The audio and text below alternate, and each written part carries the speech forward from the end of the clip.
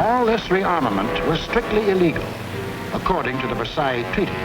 And the next illegal step Hitler took was to march his troops into the Rhineland, a strip of land between Germany and France, demilitarized after the last war as a precaution against future German aggression.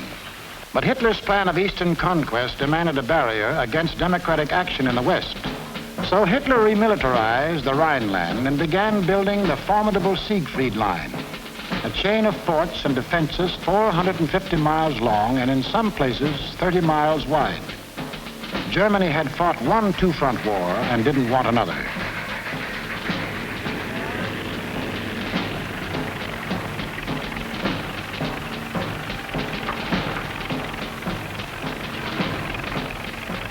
As many as 500,000 men worked as much as 20 hours a day to build 22,000 fortified positions on land, where, by treaty, no German soldier was supposed to set foot.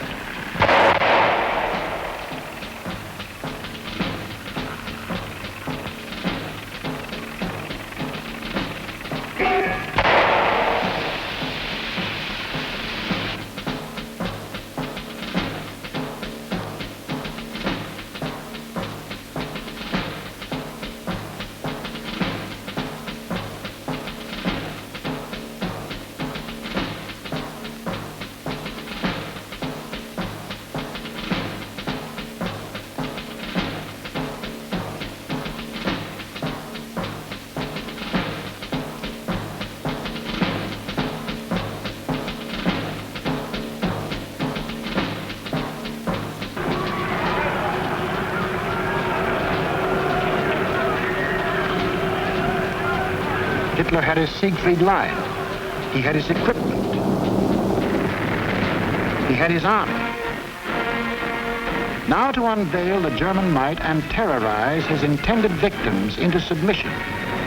General staffs all over the world anxiously awaited the report of their military attachés. A would-be peaceful world learned that a vast military power had materialized out of nowhere. A power controlled by one man who tore up treaties as we tear up ticker tape.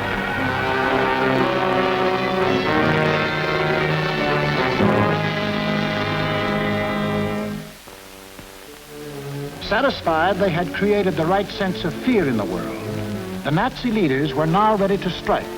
The hour had come. It was time to start conquering Eastern Europe, according to the plan of Hitler's geopoliticians.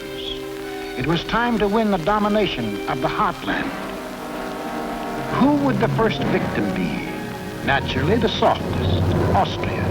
Bite off just enough not to set the world against you.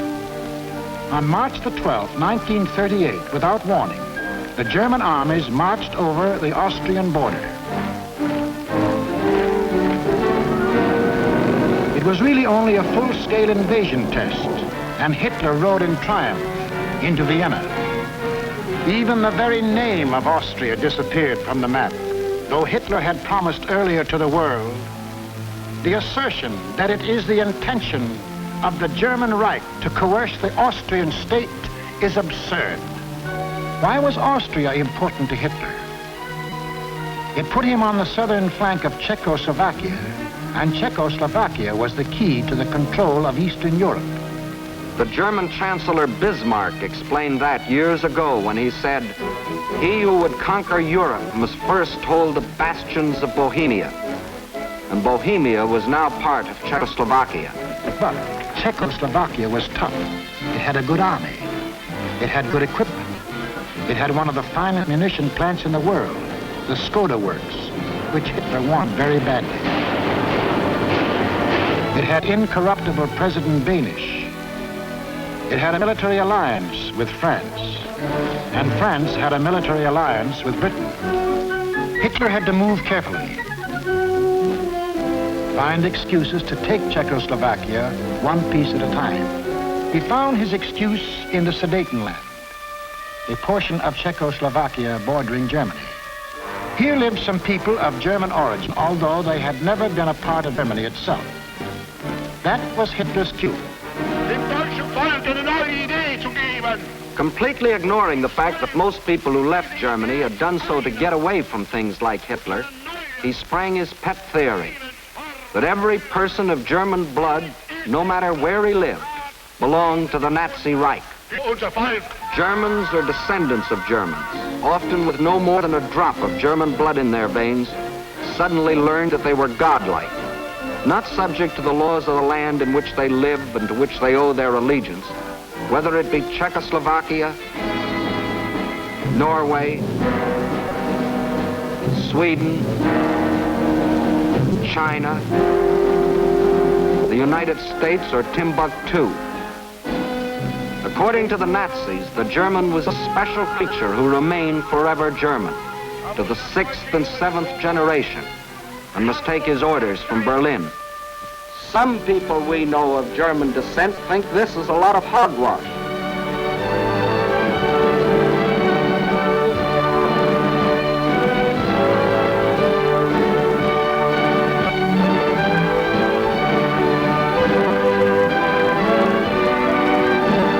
Including 15% of any group like this.